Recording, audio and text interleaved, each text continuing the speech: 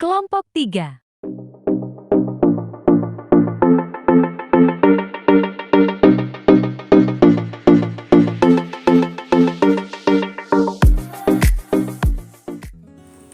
Assalamualaikum warahmatullahi wabarakatuh. Perkenalkan, kami dari kelompok 3 ingin mempresentasikan hasil diskusi kami. Sebelumnya kami mohon izin kepada Ibu Afiati Nisa MPD selaku pengampu mata kuliah kesehatan mental. Kami ingin meminta izin untuk mempresentasikan hasil diskusi kami yang berjudul gangguan kesehatan mental dan klasifikasinya. Sebelumnya kami akan memperkenalkan diri terlebih dahulu. Saya Syifa Rufaida, NPM 2017 0150611. Kemudian ada teman saya Deris, NPM 2018 0150444. Dan yang terakhir teman saya Via Amelia, NPM 2019 0157016. Baik teman-teman, dalam pembahasan ini kita akan membahas 3 poin penting. Yang pertama itu ada pengertian gangguan kesehatan mental, kemudian yang kedua ada ciri-ciri gangguan kesehatan mental, dan yang terakhir ada klasifikasi gangguan kesehatan mental. Assalamualaikum warahmatullahi wabarakatuh. Jadi saya di sini akan menjelaskan tentang pengertian gangguan kesehatan mental.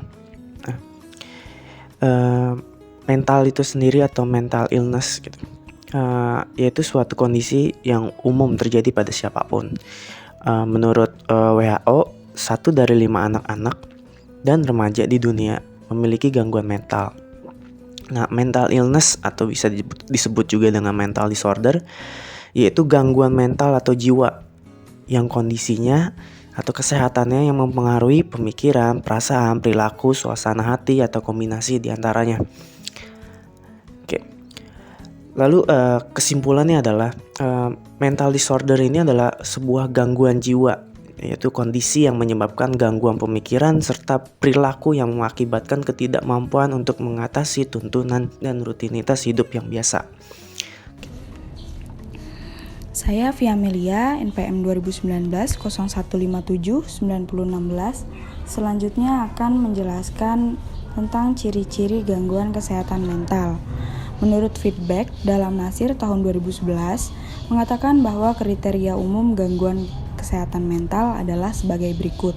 Yang pertama, tidak puas hidup di dunia. Individu yang mengalami hal tersebut seringkali merasa bahwa hidupnya tidak memiliki arti apapun. Hal ini dapat bermula dari seseorang yang kurang mengenali dirinya sendiri, kemudian terlalu menekan dirinya sendiri. Kemudian yang ketiga, tidak memiliki tujuan hidup yang jelas. Baik, ciri selanjutnya yaitu ketidakpuasan dengan karakteristik atau kemampuan dan prestasi diri. Tidak berbeda jauh dengan individu yang kurang mengenali diri sendiri. Dalam hal ini, individu selalu merasa bahwa dirinya kurang dalam segala hal, menganggap bahwa dirinya tidak dapat mengerjakan segala sesuatu dengan baik, dan meragukan penghargaan atau reward atas hasil pekerjaan yang telah dilakukannya karena ia merasa tidak pantas untuk mendapatkan kesempatan tersebut. Kemudian ciri ketiga yaitu coping yang tidak efektif dengan peristiwa kehidupan. Mekanisme coping merupakan cara seseorang untuk keluar dari stres atau trauma, serta dapat membantu seseorang untuk mengelola emosi yang menyakitkan.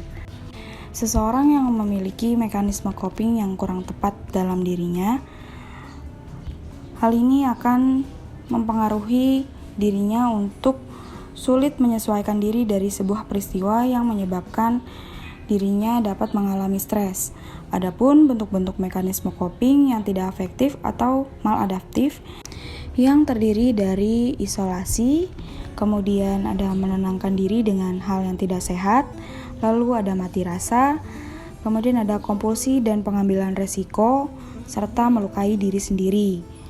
Selanjutnya, ciri gangguan kesehatan mental yang keempat yaitu tidak terjadi pertumbuhan personal. Pertumbuhan yang dimaksud dalam hal ini yaitu mengenai pertumbuhan sosial pada individu. Individu yang mengalami stagnasi pada dirinya sehingga sulit untuk bersosialisasi dengan lingkungannya dapat menyebabkan seseorang mengalami keterlambatan dalam pertumbuhan personalnya. Kemudian, adapun ciri gangguan kesehatan mental menurut Kellyat dan kawan-kawan dalam Prabowo tahun 2014 yang mengatakan ciri gangguan mental dapat diidentifikasikan sebagai berikut. Yang pertama, mengurung diri. Mengurung diri atau mengisolasi diri terhadap lingkungan sekitar menjadi salah satu ciri dari gangguan kesehatan mental. Fenomena ini sudah banyak sekali terjadi di negeri Jepang dan disebut sebagai hikikomoro. Hal ini dapat dilakukan oleh individu sebagai sebuah pelarian diri dari kerasnya kehidupan. Selain itu, individu yang mengalami permasalahan dalam kehidupannya seperti di lingkungan kerja atau di lingkungan sekolah dikarenakan mengalami tindakan bullying. Dengan demikian, individu tersebut mulai merasa tertekan, frustasi hebat sehingga dapat menarik diri dari lingkungannya. Kemudian ciri kedua menurut Kellyat, tidak kenal orang lain. Tidak berbeda jauh dengan orang yang mengurung diri. Tidak kenal orang lain yang dimaksud dalam hal ini yaitu seseorang yang tidak berusaha atau memang dalam dirinya tidak berkenan untuk mengenal orang-orang yang ada di lingkungan sekitarnya karena ia takut akan adanya penolakan dan pengabaian dari orang-orang yang ada di lingkungan sekitarnya. Kemudian ciri ketiga yaitu marah tanpa sebab.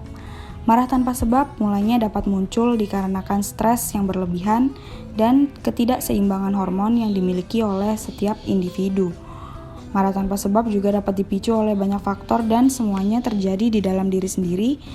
Dan hal ini dapat dikatakan sebagai ciri gangguan kesehatan mental apabila terjadi secara intens.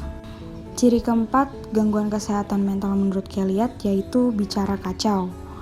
Dalam beberapa kondisi, seseorang mungkin saja dapat berbicara kacau atau melantur, seperti misalnya ketika kita saat bangun tidur. Berbicara kacau di sini artinya menyampaikan hal-hal yang menyimpang atau tidak benar-benar terjadi yang terkait di dalam diri individu maupun keadaan yang dialami oleh individu. Selain itu, individu dapat secara tiba-tiba berbicara kacau atau melantur dikarenakan dirinya mengalami sebuah delusi dan halusinasi. Kemudian, ciri kelima yaitu tidak mampu merawat diri. Individu yang tidak dapat merawat dirinya sendiri, contohnya seperti individu yang tidak mampu melaksanakan aktivitas dan memenuhi kebutuhan dasar sehari-hari dengan baik, yaitu misalnya tidak mau membersihkan diri atau mandi. Kemudian jarang makan dengan teratur, dan yang terakhir jarang sekali membersihkan tempat tinggalnya.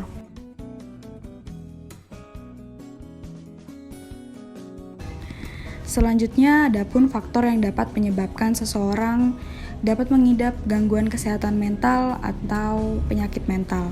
Melansir dari Verywell Health dalam Tirto ID, berikut sejumlah faktor yang dapat meningkatkan resiko seseorang mengalami gangguan kesehatan mental yang buruk. Yang pertama yaitu diskriminasi individu. Seseorang yang pernah mengalami perlakuan tidak adil dikarenakan karakteristik pribadi seperti usia, ras, kecacatan, orientasi seksual, dan sebagainya. Hal ini memungkinkan seseorang dapat mengalami gangguan kesehatan mental seperti kecemasan maupun depresi. Kemudian yang kedua ada dari trauma pengalaman. Traumatis seperti kematian, perceraian, perang, atau situasi yang mengerikan lainnya dapat menyebabkan individu terkena gangguan kesehatan mental bernama gangguan stres pasca trauma atau post traumatic stress disorder atau PTSD. Kemudian yang ketiga, riwayat keluarga dengan penyakit mental. Jadi dalam penelitian telah ditemukan bahwa ada sejumlah penyakit mental yang bisa diturunkan dalam keluarga, termasuk attention deficit atau hyperactivity disorder atau ADHD. Kemudian yang keempat, penyakit kronis. Penyakit kronis umumnya memaksa penderitanya menyesuaikan gaya hidup yang berbeda dari kebanyakan orang.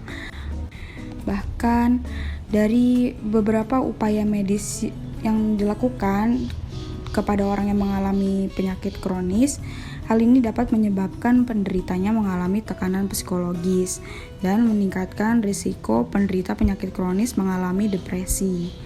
Sekian penjelasan dari saya. Penjelasan selanjutnya akan disampaikan oleh teman saya, yaitu Kak Syifa. Baik, saya Syifa Rufaidah, NPM 2017 01560611 akan menjelaskan tentang klasifikasi gangguan mental.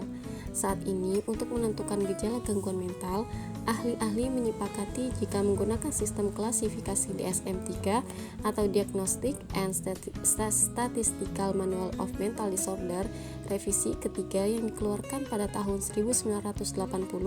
Menurut sistem DSM-3, terdapat jenis-jenis gangguan mental dapat dikelompokkan sebagai berikut. Yang pertama itu ada disorder first evident in infancy, adolescence, and or childhood.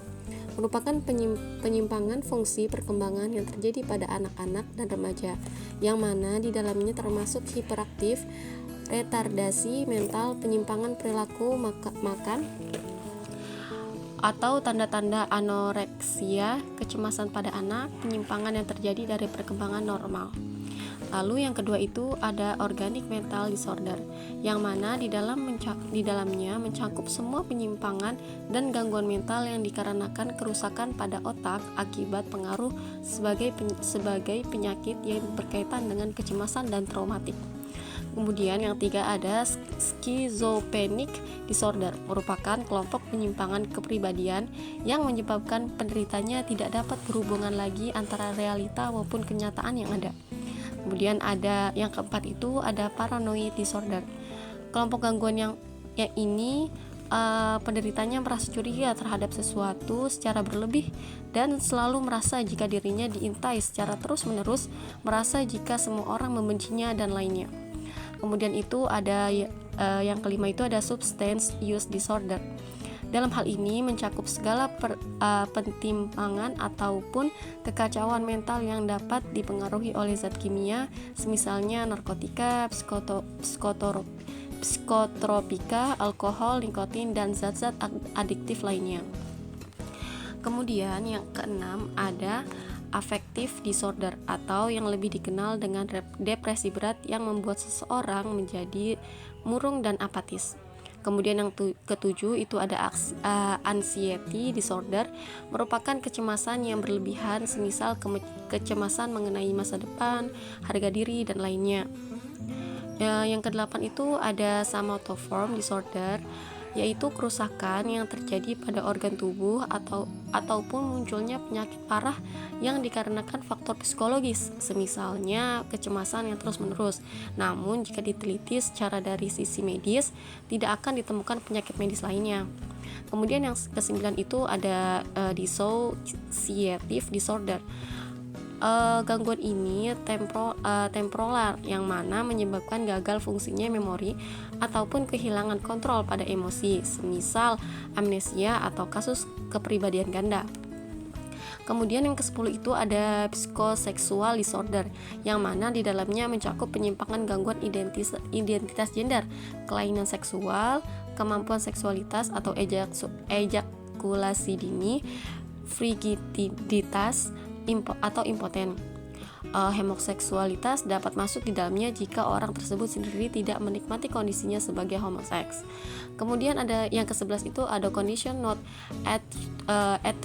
attributable to mental disorder, kondisi yang tidak masuk ke dalam kekacauan mental, semisal masalah-masalah yang rumit yang membuat orang tersebut harus mencari solusi keluarnya. Nah, yang terakhir ini ada personality disorder, yaitu ketidakmampuan dalam berperilaku serta mengatasi stres, semisal gangguan kepribadian antiseksual. Nah, demikianlah penjelasan mengenai klasifikasi gangguan mental yang digunakan saat ini. Gangguan mental memang bukan penyakit mematikan, namun butuh upaya keras baik dari penderita maupun keluarga penderita untuk menyembuhkan pasien. Kemudian kesimpulan yang dapat kita ambil yaitu gangguan kesehatan mental atau mental disorder atau gangguan jiwa adalah kondisi yang menyebabkan gangguan pemikiran serta perilaku yang mengakibatkan ketidakmampuan untuk mengatasi tuntutan dan rutinitas hidup yang biasa. Sekian presentasi dari kelompok kami. Terima kasih kepada Ibu Afiati Nisa MPD yang telah memberikan waktu dan kesempatannya kepada kami, dan terima kasih juga kepada teman-teman yang sudah menyaksikan dengan seksama. Terakhir, kami ucapkan wassalamualaikum warahmatullahi wabarakatuh.